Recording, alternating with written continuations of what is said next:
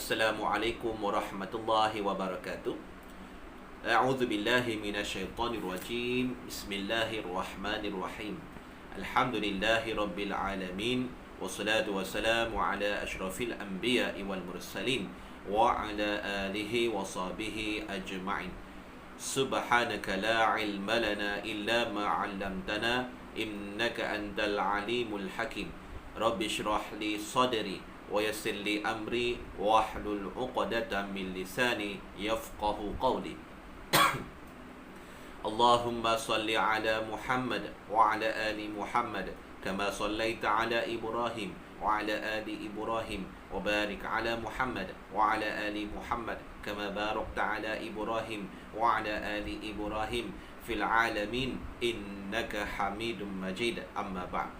Alhamdulillah, bersyukur kita kepada Allah Subhanahu wa taala di atas limpah kurniaannya, di atas kasih sayangnya telah menemukan kita kembali pada kali ini untuk kita mengupas dan membicarakan tentang satu ilmu yang berkaitan dengan bimbingan mengenal ilmu akidah dan tauhid.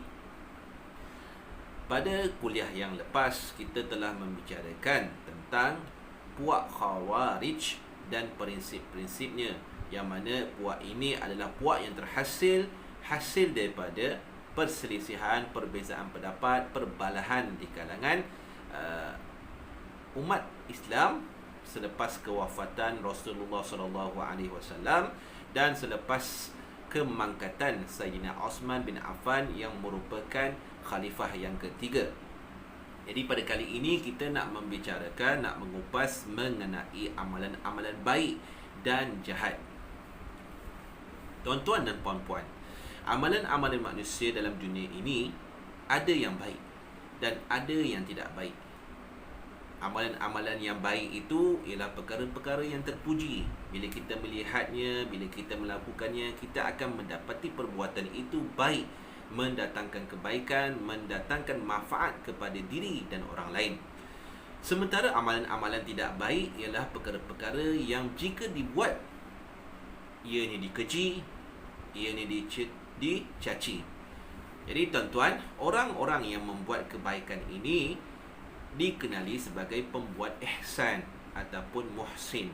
Dalam bahasa Arab, kita memanggil orang yang membuat kebaikan ini sebagai pembuat ihsan ataupun muhsin.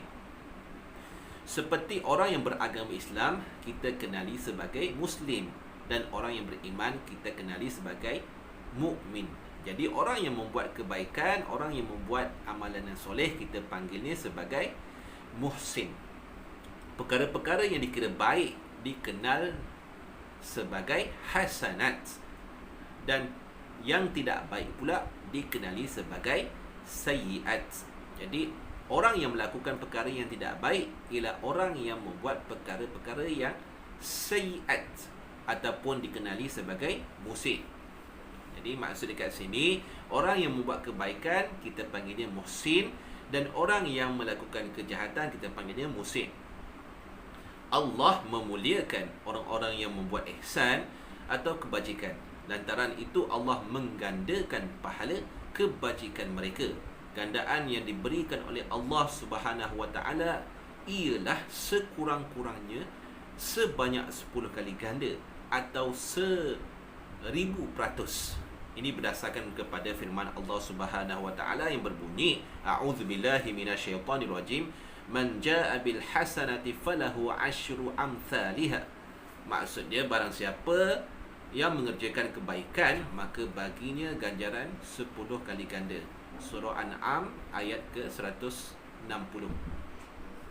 Gandaan yang diberikan oleh Allah tidak setakat 10 kali ganda sahaja, bahkan boleh diberi lebih daripada itu, di mana ianya sampai kepada 70 atau 700 kali ganda. Hanya Allah yang mengetahui dan yang menentukan berapakah ganda yang mahu diberikannya. Allah Subhanahu wa taala berfirman, mathalul ladzina yunfiquna amwalahum fi sabilillahi kamathali habbatin ambatat sab'a sanabila fi kulli sumbulatin mi'atu habbah wallahu yudha'ifu liman yasha wallahu wasi'un alim. Yang mana maksudnya bandingan pahala orang-orang yang membelanjakan hartanya di jalan Allah adalah seperti satu biji benih yang menumbuhkan 7 urai, iaitu 7 tangkai. Tiap-tiap satu tangkai ada 100 biji, dan Allah menggandakan pahala kepada sesiapa yang dia kehendaki, dan Allah itu luas pemberiannya lagi amat mengetahui.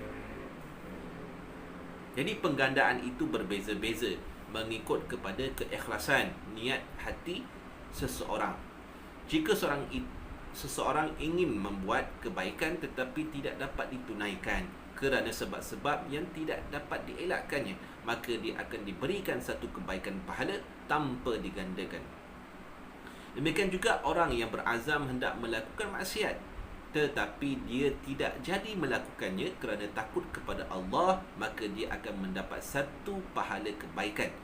Niat atau azam ini ialah niat dan azam yang sebenar, bukan main-main ataupun kita panggil dia hangat-hangat tai ayam.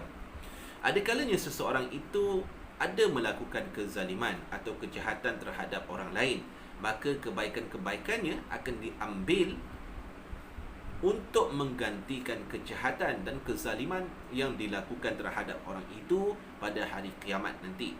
Tetapi jika kebaikannya telah habis diambil oleh orang yang dizaliminya, sedang dia masih lagi perlu diambil oleh orang yang dizalimi itu sebagai imbalannya, sebagai tebusannya, maka kejahatan orang yang dizalimi itu akan dicampakkan, ditanggungkan kepadanya, dan dia akan dimasukkan ke dalam neraka. Orang ini dah dikenali di hari akhirat nanti sebagai orang yang muflis. Jadi tuan-tuan, dapatlah difahami kat sini bahawa kalau kita membuat kejahatan kepada seseorang nanti, di hari akhirat nanti kita akan dibalas, amalan-amalan kebaikan kita akan diambil oleh orang yang kita zalimi sebagai balasan kita menzalimi mereka di dunia ini.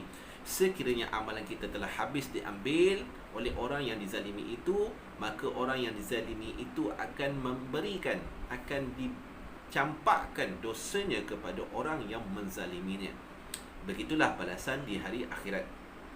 Adapun orang yang melakukan kejahatan atau dosa, maka balasannya tidak digandakan, tetapi hanya dikira satu dosa dengan satu balasan, atau satu kejahatan dibalas dengan satu siksaan. Sebagaimana firman Allah Subhanahu wa taala, "Man jaa'a bil sayyi'ati fala yujza illa mithlaha wa hum la yuzlamun." Maksud dia, dan barang siapa mengerjakan kejahatan, maka tidaklah dibalas dia melainkan sebanyak kejahatan itu, dan mereka tidak akan dianiaya. Itulah tandanya Allah itu maha adil dan kasih kepada hamba-hambanya, para makhluknya. Kejahatan atau dosa-dosa itu terbahagi kepada dosa besar dan dosa-dosa yang kecil. Yang dimaksudkan dengan dosa-dosa besar ialah dosa yang disifatkan sebagai besar, di mana orang yang melakukannya akan dihukum dengan hukum hudud di dunia, atau diperingatkan bahawa pelakunya akan diseksa dengan seksaan yang pedih, dan orang yang membuatnya itu disifatkan sebagai orang fasik atau dilaknat oleh Allah dan Rasulnya. Dosa terbesar sekali ialah syirik. Syirik dikira sebagai zalim yang besar, kezaliman yang besar, sebagaimana sabda Rasulullah SAW yang bermaksud, jauhkanlah diri kamu daripada 7 perkara merosakkan. Apabila baginda ditanya, apakah perkara-perkara itu ya Rasulullah, baginda menjawab, perkara-perkara itu ialah yang pertama menyekutukan, mensyirikkan Allah, yang kedua melakukan sihir, yang ketiga membunuh orang yang diharamkan nyawanya oleh Allah kecuali kerana kebenaran, keempat memakan riba, yang kelima memakan harta anak yatim, yang keenam lari daripada peperangan, yang ketujuh menuduh zina terhadap wanita-wanita yang baik. Masih lagi terdapat dosa-dosa yang besar selain daripada 7 perkara yang tersebut, iaitu seperti berbohong, mengumpat, membatu api atau mengadu domba, melakukan kesaksian bohong, derhaka kepada ibu bapa. Sementara itu dosa-dosa kecil ialah dosa yang tidak ada hukum hudud dan tidak ada peringatan tentang siksaannya di hari akhirat. Dosa-dosa kecil boleh bertukar menjadi dosa-dosa besar sekiranya orang yang melakukannya berdegil untuk melakukannya dan berterusan melakukannya serta berbangga pula membuatnya. Tetapi jika dia melakukannya tanpa niat untuk meneruskannya atau mengulanginya, maka ianya dikira sebagai dosa kecil. Dosa-dosa kecil boleh diampunkan oleh Allah Subhanahu Wa Taala dengan cara kita menjauhkan diri daripada dosa-dosa besar. Sebagaimana firman Allah Subhanahu Wa Taala, in tajtanibu kaba'ira ma tunhauna anhu nukaffir ankum sayyi'atikum. Maksudnya, jika kamu jauhi dosa-dosa besar yang dilarang kamu mengerjakannya, maka kami akan hapuskan dari kamu kesalahan-kesalahan kamu. Juga dosa-dosa kecil juga boleh diampunkan dengan mengamalkan ibadah-ibadah seperti wudu, umrah, silaturahim dan sedekah. Sebagaimana firman Allah Subhanahu Wa Taala, innal hasanati yuzhibna sayyi'at. Maksud dia, sesungguhnya kebaikan-kebaikan itu boleh menghilangkan kebaikan. Seolah-olah kejahatan itu diumpamakan seperti penyakit-penyakit yang boleh diubati dengan kebaikan-kebaikan. Manakala dosa-dosa besar pula bergantung kepada Allah Subhanahu Wa Taala sahaja. Pelakunya mungkin akan diampunkan oleh Allah Subhanahu Wa Taala dengan bertaubat. Dosa yang paling besar sekali ialah kufur terhadap Allah.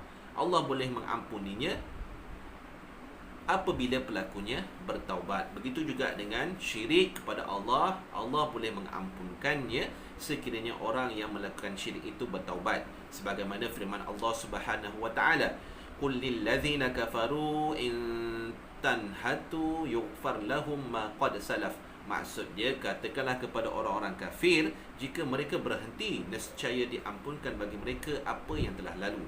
Oleh itu, kalau dosa yang terbesar ini diampunkan dengan bertaubat, maka dosa-dosa lain sudah pastinya, sudah sepatutnya diampunkan dengan taubat dan dengan kurniaan Allah Subhanahu Wa Taala serta rahmatnya.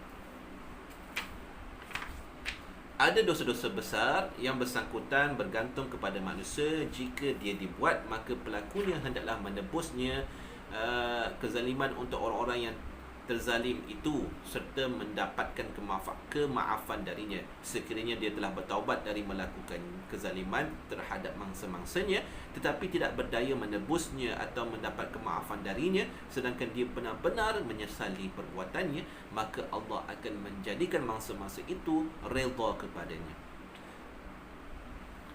Maka pendapat membahagikan dosa-dosa itu kepada besar dan kecil ialah mengikut pendapat ahli sunnah wal jamaah.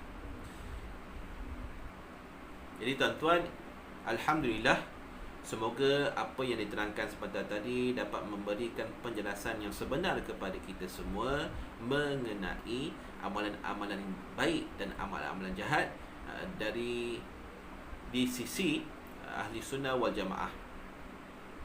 InsyaAllah kita akan bertemu lagi pada kuliah ataupun majlis ilmu yang akan datang, sekiranya diizinkan Allah Subhanahu Wa Taala. Assalamualaikum warahmatullahi wabarakatuh.